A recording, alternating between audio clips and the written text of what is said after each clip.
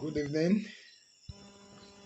I want you to watch this video to see for yourself how corruption has gone deep in our financial institution. Corruption, how deep it has gone, how far they have gone. Just watch this video.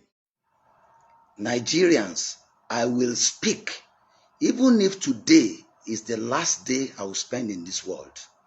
I want you to know that the battle Asiwaju is fighting to rid this country of endemic corruption is a battle that cannot be left in his hand alone. Every head of parastatals in Nigeria must stand up to let him know the rot in your own establishment. I tell you, NDIC stinks. There's a lot of rot going on. They say when you fight corruption, corruption fights you. Now, the document you see in my hand is one of the ways the corruption engineers in Nigeria are fighting back. You know, each time you say you want to have a true change, like the one brought about by President Bola Ahmed Tinubu, you will have the change champions who will support him, but you have the change skeptics and the game changers who will frustrate all his effort to rid Nigeria of this mess. Now, this is the purported new act of the NDIC. And I tell you for nothing, this is Emefiele's act. I tell you because here they have taken away the powers of Mr. President in respect of the NDIC. Let me start by telling you the mandate of the NDIC. The NDIC is set up as an independent agency of government to ensure that depositors' money is protected in all the banks and all financial institutions, to protect it so that Nigerians can be protected from the misbehavior of bank directors, whether in conspiracy with the CBN or when they are acting alone. That is why the NDIC has been set up as an independent body to ensure that depositors do not cry even when banks fail. So there are 4 mandates.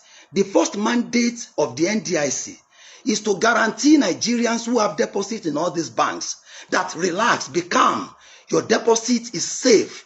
Number 2 is to inspect the banks, because prevention is better than cure. To go around the various banks and ensure that the banks are not messing around with depositors' fund, to ensure that creditors are, those who are borrowing money from the banks are those who have the capacity to pay, and to ensure that the bank is run in the right way to bring about the happiness and the wellness of depositors. That's our second mandate, to go to the banks and ensure that we prevent collapse. Now, the third mandate is whenever the central bank eventually declares that a bank has failed, the NDIC, without interference of anybody, should go there and resolve what is happening. What do? You begin to gather the data of depositors with the aim of ensuring that depositors get the sum that is meant for them. For example, if a microfinance bank fails, for instance, we first pay them 200,000. Even if they have more than that, we are going to liquidate the assets of the banks. We are going to go after those who are owing the bank, and we are going to now make sure that we pay back the balance. But I tell you, that is not what is happening now. They've taken over. The cabal have taken over NDIC, and they took this particular act to the former President Buhari 48 hours to his leaving office. They knew at that time that the man was so busy and he would not be able to read everything they have put here. Therefore, they got him to sign it. Now, I tell you another thing. Another fraud was committed. This document that was signed is materially different from the vote and proceedings of the National Assembly that passed it. When I was appointed, I told all Nigerians, I am not celebrating. I am going to be part of those who will work with Asiwaju to rid this country of mess. Do not congratulate me until I have left NDIC better than I met it. Therefore, no sooner than we were appointed by the president, waiting for confirmation, they quickly introduced a new bill. a law that will truncate everything that we wanted to do. So I participated in the House, in the National Assembly, because as a lawmaker, I am a lawyer of over 30 years at the bar. So I know that whatever is passed by the National Assembly and assented to by the president will be what my board will implement. So I was interested in every detail of what they were passing. My God, what has happened now is completely different from what was passed. Let me tell you, not all Nigerians are corrupt. The National Assembly still has so many senators who are men of integrity. The House of Representatives, not all of them are corrupt. There are men of integrity. They knew at that time that if they introduce this section that I'm about to talk about to them on the floor, they will vote against it. So what did they do? It was hidden somewhere. It was not part of what was passed by the National Assembly. The National Assembly passed a board that will have the representatives of the 6 geopolitical zones in Nigeria to pretend over the affairs of the NDIC, to ensure that the NDIC is able to discharge its duties. Now, it also gave Mr. President the free hand to appoint competent Nigerians who are capable of becoming managing directors and executive directors. You know what they have done now? They have tied the hands of Mr. President, and they said only someone recommended by Emefiele alone can be the managing director or the executive director. You know, in the previous act, Mr. President has the freedom to appoint any competent Nigerian to superintend over the affairs of the NDIC. Now, when the National Assembly passed, when I have the vote and proceedings of the Senate, the original vote and proceedings, you know, I understand that they are trying to doctor, and I call this clerk of the National Assembly. Don't let them put your name in a mess. Some workers are compromising. Don't allow them. They forget that the vote and proceedings is in the hand of 109 senators.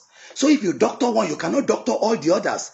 The vote and proceedings is in the hands of 360 House of Representative members. Because I participated, I was there. So I have the clean copy, which preserved the right of Mr. President to appoint managing director without recommendation of CBN governor, to appoint executive director without recommendation of CBN governor, which allows the 6 geopolitical zones to be represented. You know what they have done now? They have removed the representatives of the 6 geopolitical zones. They have now fraudulently made the permanent secretary, who does not have time to be the chairman of the board. How can the permanent secretary be a judge in his own cause? That is the ministry supervising the affairs of NDIC. How can the head of that ministry also be the head of NDIC? Do you know why? I visited the permanent secretary, and he told me that, Honorable AbdulLateef, I am telling you, I told them several times, do not make the mistake of making me the chairman of the board. I have 1,001 things to do as the permanent secretary, Ministry of Finance. I have 36 commissioners of finance waiting for me at Hilton. I have so many things to do. They know that I will not have time to participate, so that they can do all the mess they want to do. Secondly, do you know what they have done in this act that is annoying? They have killed the career progression of all the 1,600 workers in NDIC. How can you say that somebody who is working as a teacher should not have the hope that one day I will become the principal? So what they have done here is that no worker, no director in NDIC can ever progress to become executive director, to become the managing director, because they said, even if you work all your years in the NDIC, only the central bank can appoint and recommend who should be the executive director or managing director. NDIC is an independent body from the central bank. Central bank should be in charge of their own executive directors. They should not truncate the career of 1,600 Nigerians. Now there is protest among the workers. Now they have demotivated the staff. They have demoralized the staff. There's no way they can ever rise. I call on Mr. President never to act on this. And I tell you what is worse. Which one is affecting depositors? The one that is affecting depositors is that NDIC will no longer be able to make depositors smile.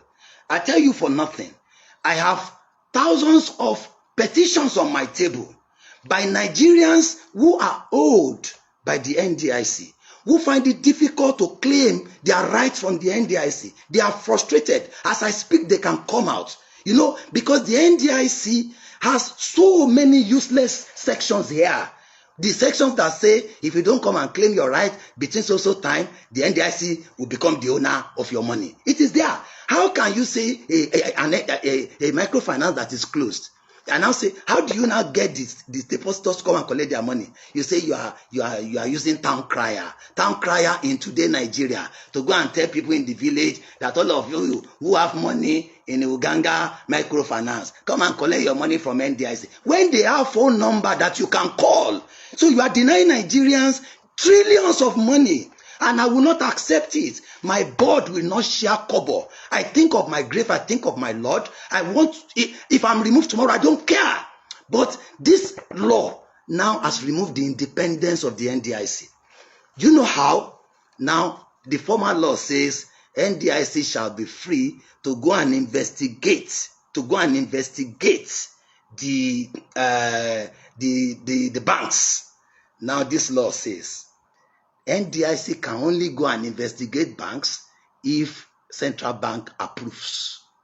This section, before, if NDIC realizes that you are supposed to collect your money, NDIC should be able to pay you free. Now, there's a section which says, even when the bank suspend payment to you, and NDIC is supposed to pay you, NDIC should go and get the approval of central bank before NDIC can pay you. This is corruption. You do not need the approval of central bank if you say NDIC is an independent agency. So today, there are 35 sections here that are put there by corruption engineers in Nigeria, where they are saying, for NDIC to do this, it needs the concurrence of central bank. For NDIC to do this, it needs the concurrence. Let me tell you, Nigeria of yesterday is different from Nigeria of today. Asiwaju is determined. Asiwaju is bold. He has the courage to lead this country, but he cannot do it unless the heads of agencies and parastatals are ready to stand the test of time. Tell off anybody. You remove me, I don't care. Who am I? So long as you don't remove me from worshiping my Lord. You cannot do that. So what you are saying currently is that people think it's because it affected. It did not affect our tenure. It's because they are not lawyers.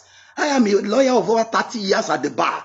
When a law was done, look at the previous law. We were appointed validly by Mr. President, acting under the 2006 law. We were confirmed validly by the Senate of the Federal Republic of Nigeria, acting under the 2006 law. Okay, now, Section 98 of the new law says, everything done under the old law shall remain valid. So what are you saying? Why are you saying So, our tenure is not threatened. The president has the right to dissolve. If he dissolves us, I go back to my house. I will ask my friends to celebrate. Because I say, do not congratulate me until I have left NDIC better. How do I want to leave NDIC now? I want Mr. President not to act on this law until it is probed. Probe the passage of this law. Probe the inclusion of Section 7, which takes away the right of Ministry of Finance, which takes away the representative of Ministry of Finance, and replace it with 2 directors from Central Bank. Probe why what is passed is fundamentally different from what is assented to. Probe what happened between the time the National Assembly passed it and the House of Representatives passed it, and there was no divergence under the law. Do you know the status of this new act? It is null and void. Anytime Mr. President assents to a bill that is materially different from what was passed by the Senate and the House of Rep, it means there's a material omission, and that law was not matured for assent. There's a need for the new administration that is here by the grace of God to return this act to the National Assembly when it is proclaimed that they should investigate and allow National Assembly members to debate, because I know National Assembly is made up of very reasonable people. There are senators who are men of integrity and House of Representative members who will now read, they will now read whether they will voluntarily say no member should represent the 6 geopolitical zones in the new board. We should allow the management to be the ones doing whatever they like without anybody monitoring them. Okay, we said the NDIC is supposed to be independent. Whether with the additional 35 sections, they can take away that independence by putting us in the pocket of the Central Bank of Nigeria. This is not the NDIC I want to work with. This is not the NDIC that will guarantee payment to Nigerians. No wonder there are thousands of petitions right on my table. Do you know what they do? Among the so-called microfinance bank that they said have failed, it is a fraud. Many of these banks that have been closed are liquid, they are viable. Many of them are owned by Nigerians who wanted to assist the poor. But these people, out of their fraud, they closed them. And there are sections under the new law by which they can take over their property, by which they can transfer their deposit to their own, microfinance institutions. I tell you, Nigerians, let's cry out. Let's cry for this nation. Let's cry. Let's cry. There's corruption. There's corruption. There is vices. We must shout. We must not allow it to see the light of the day. Mr. President, don't act. Don't act on the new NDIC Act. Probe it. Go to the bottom of it. They have paralyzed the Ministry of Finance. They have removed the Ministry of Finance from supervising.